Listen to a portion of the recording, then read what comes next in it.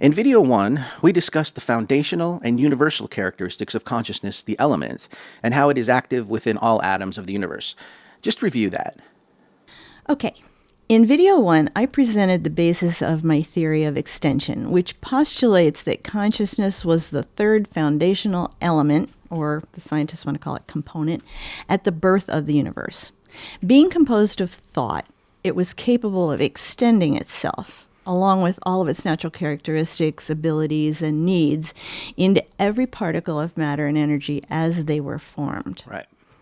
It did this purposefully by creating a presence in everything. It allowed itself the ability to move matter with energy to design anything it wanted through thought.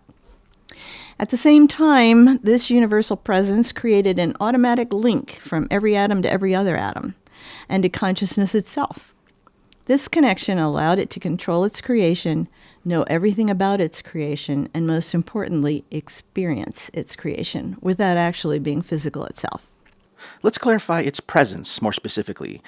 Would man have more consciousness than, say, a plant? Scientists have compared life forms and graded them from, say, a flower to an earthworm to an animal to a man by hierarchical intelligence or awareness levels. So you're thinking a flower does not have as much consciousness in each atom as a person. You would be incorrect. In humans, trees, planets, whatever you name, consciousness is present in every atom exactly the same.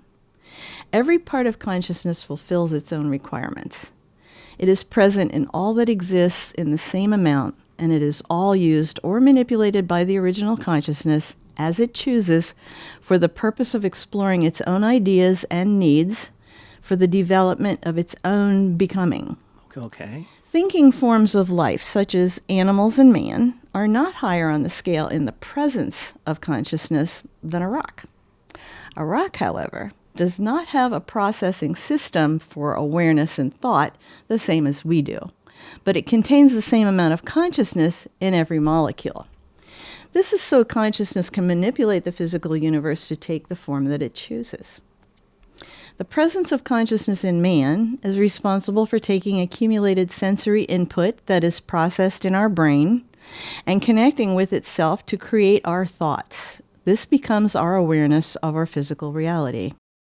Let's talk about the difference between awareness and consciousness. Well, when asked what is consciousness, most people will respond with awareness. Okay. Those people would be incorrect.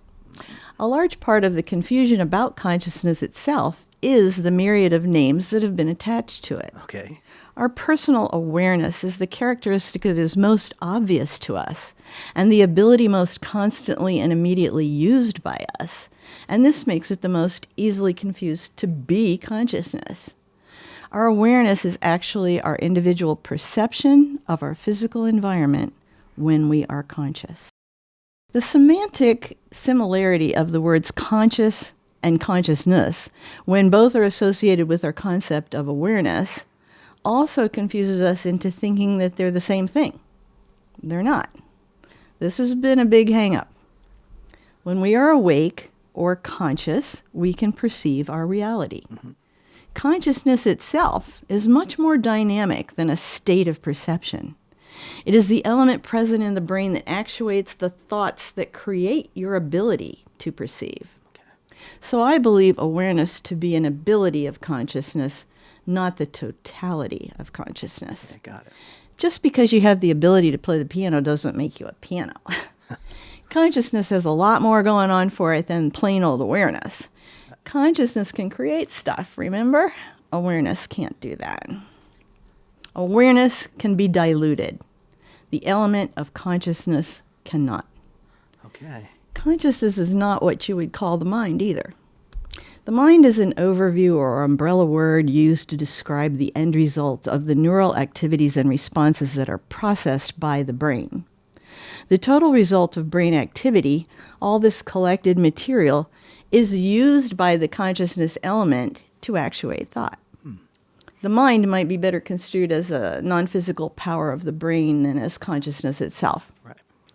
Since all of our body processes are used by and supported by consciousness to actuate our personal awareness, Science has for a long time considered the presence and attributes of consciousness that are in action here to belong to the mind or brain. They do not. They did this without meeting their own criteria for proof. By not accepting the presence of the element of consciousness, science had no other option but to attribute everything to the brain. Figuring out how the brain creates thought then has put science in a quandary, because it doesn't. The consciousness element they do not allow into the equation does. The brain does not create thought. Consciousness does. Matter and energy by themselves cannot create thought. The third component, consciousness, thought itself, is integrated with both matter and energy and should be recognized here. Wow. Simply identifying the mind and brain as the only source of our awareness is a materialistic paradigm in a closed system that has currently been attributing abilities, activities, and characteristics to them that are unrealistic false assumptions. I believe that this is an error. It is awareness, then, being an ability of consciousness that is present in insects, plants, and animals to different degrees? Yes, awareness is available on different levels. It's the processing system that is graduated, not consciousness itself.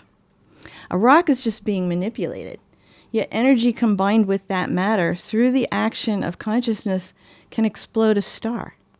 Everything has a purpose. A plant has just enough active awareness processing ability to sense survival and reproduction only. A plant turns to the sun and creates seeds. The more evolved walking tree that I saw in the Amazon jungle lifts its roots on one side and extends roots on the other till it walks to a place sunlight is penetrating the canopy above. Mm-hmm. Animals have an even greater ability to process awareness. They have a brain. They use tools to get food, have sophisticated communication skills, act intuitively, create strategies to successfully hunt, and exhibit instinctual behavior to protect their young and teach them to survive. They have emotions, and they can communicate with us. A dog will recognize its name and obey commands, although mine frequently chooses not to. Man clearly has the most advanced, most developed brain that it can use as a processing system. We absorb information through our senses, which is then processed in our brain. The collective output is actuated by the behavior of the element of consciousness that is present in your brain, into thought, which becomes our awareness of our physical reality. We as individuals have the freedom to choose our thoughts, behaviors, ideas, and experiences. This creates a separateness, a uniqueness, an isolated being unique from all others. Yet we remain linked to the original consciousness by its extended presence in every atom of our being, just the same as everything else. Everything is transferred back to the original consciousness. By having the same abilities as the original consciousness extended into us, we also have free will. Okay. Because it has freedom of expression to do anything it wants. Our individual choices differ, allowing the original consciousness to experience an infinite variety and grow exponentially. This is the path that it chose to expand and fulfill its own need to become more and experience more.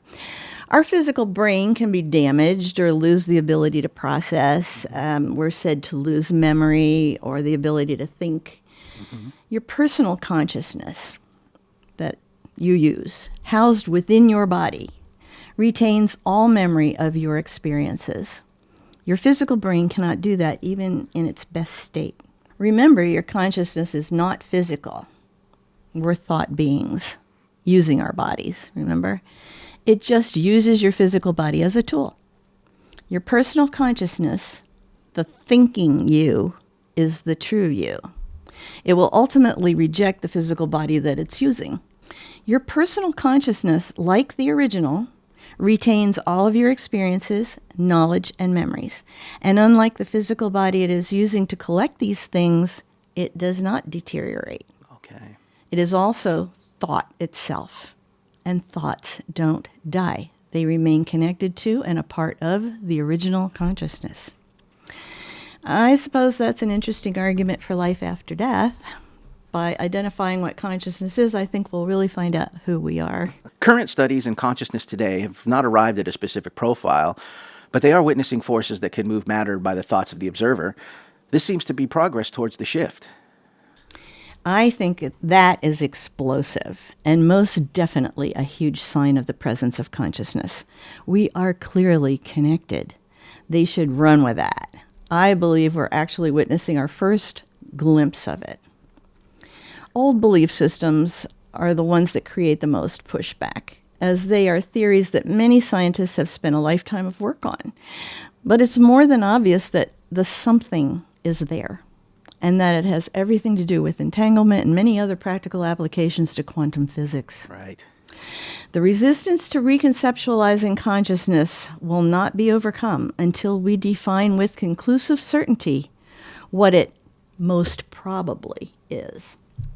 Philosophically, don't have that proof happening. A lot of resistance stems from the demand for proof that will never be available to us when we study non-physical phenomena. We will have to work with philosophically based assumptions. For example, the awareness ability of consciousness is a philosophical hypothesis that we can translate into scientific evaluation. It's demonstrating its behavior right in front of us constantly. How can we ignore that? Science is seeing identifiers in the implied link of entanglement.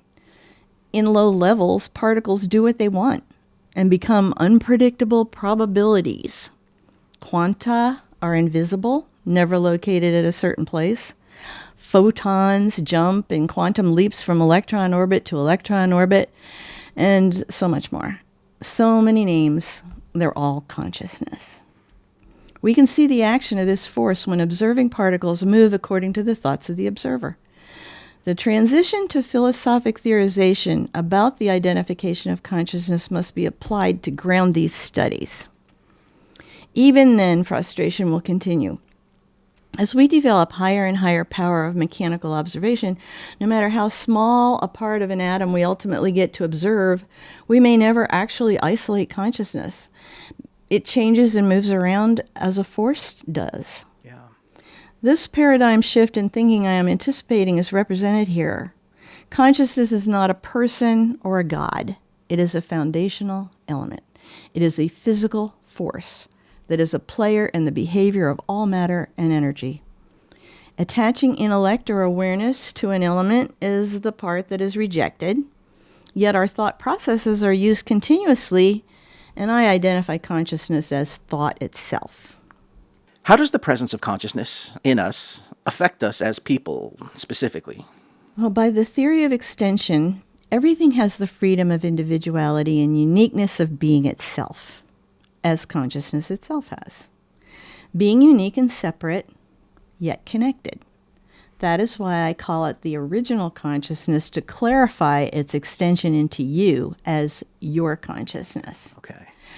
We are allowed to develop our own consciousness, use it, and become it as our unique self. It is what you currently refer to maybe as your soul or your spiritual identity. Okay, yeah. This is your individual personal consciousness, Okay. recognized as different from all others.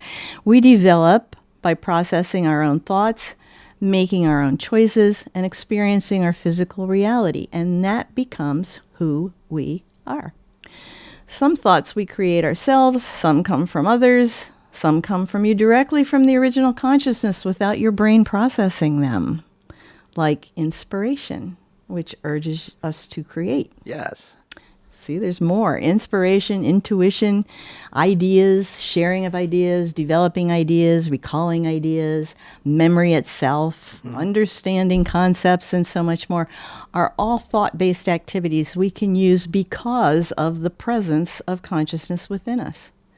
All these types of thought and thought processing abilities are available for the purpose of growing our personal consciousness. Okay. We are thinking every second of our waking life, and your consciousness is also busy as you sleep. Yep. Dreams of all kinds are also presenting ideas, symbols, messages to you. Most people are not very connected to that, but your consciousness is always active. It never sleeps. Different types of thought and how these serve us is more specifically outlined in my book. According to your theory of extension, its presence and sharing of itself gives us reason to accept we are operating along the same pattern of behavior. We have unnecessarily complicated consciousness. Basically, we are consciousness itself enjoying physical reality. Philosophically, the definition of the awareness of consciousness is its recognition of being. It has also purposefully developed a physical reality and allowed all of it to evolve to a point of processing thought because it wants to share itself with something that can share itself back with it. That's why everything must be connected through thought. By sharing itself in this way, we can see that the characteristics it exhibits are all relative to our own. We can think, create, be inspired, have free will, conscience, etc. We are the likeness of it because we are an extension of it. Imagine your personal consciousness as separate and unique, yet housed in a body as an element that is part of your physical self. It participates in your brain activity as it sorts responses and input, actualizing it into thought itself to create the awareness you experience. Since your consciousness is connected to the original consciousness, all of your awareness is instantly transferred to it, and it then experiences everything you do, feel, and think. In this way, our physical self becomes a delivery system for the original consciousness to experience physical reality. As we develop the profile of consciousness, we are also building a template for ourselves. At the core of our being, we are the same. This sameness allows it to experience physical reality through us. As we explore our physical reality, the theory of extension facilitates the transfer of our experience, and that is what is rewarding to it. Your becoming and growth is its becoming, because it experiences it with you, and its becoming is yours, because you share everything. And that is the purpose of your existence, to just become more for your own purpose and for its. That's why you are here. We are symbiotically, mutually dependent with consciousness. We need it, it needs us. We are basically the same. By evaluating our personal behavior, we are seeing clearly what the original consciousness actually is. The core of our own being is the same as its core of being. Philosophy and science together will ultimately give us the answers that we need. Okay. Soon the definition of consciousness will no longer be a vague image in the ether anymore. Why did it take so long to include the acceptance of consciousness? Well, the nature of the origins of the universe has been undefinable because science and philosophy were in a state of mutual denial. In seeing only matter and energy, science did not include thought, and philosophy did not include scientific process. In the past, science and philosophy both had some right answers, but remaining exclusive, roadblock development. Each has pieces of the puzzle. Connectivity will show us the whole picture. This mutual deniability was exacerbated by philosophy continuing to consider consciousness as a God concept and not as a functioning element, seeing consciousness as using matter and energy to create, but not understanding how. Science, not seeing thought as a force integrated with matter and energy, could not explain the source of what we call life, continuing to accept that matter and energy alone can produce awareness without thought. That does not mean that these no longer workable thought paradigms did not have nuggets of usable information in them. But as in discovering the world is not flat, we have to abandon previous concepts and accept new to create a new paradigm of thinking. Now in the 21st century, we have advanced both philosophy and science to recognize more specifically what the universe is made of. It's the problem we have of clinging to ancient concepts and methodologies that don't work for us anymore that has created confusion, anxiety, fear, and polarization globally. Once thought is recognized as a foundational component that is unified with matter and energy, our paradigm of belief and understanding will take a hyperjump. the theory of extension will finally put us on the right path. I believe consciousness is the answer to the unified theory. We are thought beings in an open system, using matter and energy to experience physical reality. Discarding our physical bodies leaves us with our thought identity that is an extension of the original consciousness. The original consciousness is using us to recognize itself. We and our existence are part of the maturing, becoming process of the original consciousness as it separates from itself to see itself. The presence of itself in everything is key to that. How do we see ourselves? When you think of yourself, you only see yourself as one thing, one entity. You recognize your whole self, physical and non-physical. Everything that you know belongs to you. When consciousness thinks of itself, it recognizes itself as all that is. In actuality, only one thing exists, consciousness. Everything that is part of it. Everything that is belongs to it. Okay. It exists as one interconnected thing. You cannot separate yourself from it because there is no place to exist that is not part of it. Each person has a contribution to add to this awakening. Hopefully we can continue discussion on this theory soon. I hope so. Being a philosopher at heart, I've spent years of study coming to these conclusions, yet I'm accepting of change and new concepts. No individual can realize the full background of both science and philosophy and the outcome that they can jointly reveal. Full identification will come from both sides. Understanding how consciousness, the element, works in our brain to actuate our thoughts will be the next great challenge for science. Once it is identified specifically, there will be greater interest and expedited growth. The theory of extension will connect the dots for them, and I am excited for those who will get to carry this torch. My statements here about the specifics of consciousness are a personal viewpoint and theory, an attempt to more closely identify the basic nature and behavior of consciousness. And if they're correct, it will initiate a paradigm shift in thinking and advance the state of the study of science and philosophy as a whole. Simplifying consciousness will guide us back to our true origins. We are finally recognizing the need to experience a consciousness-based reality in both the spiritualist and materialist-based continuums. Identifying consciousness will be a transitional breakthrough in how we view science, ourselves, the universe, and all of existence as we know it. Its acceptance will be paramount to the unification of thought, and it will shift our entire belief systems of both science and spirituality. The impact will be immeasurable. This study underlies the paradigm shift in belief systems that I believe is directly before us now. We are just starting down that path, but our finger is on the pulse, and it is pounding. And I believe my theories are important players in initiating this process.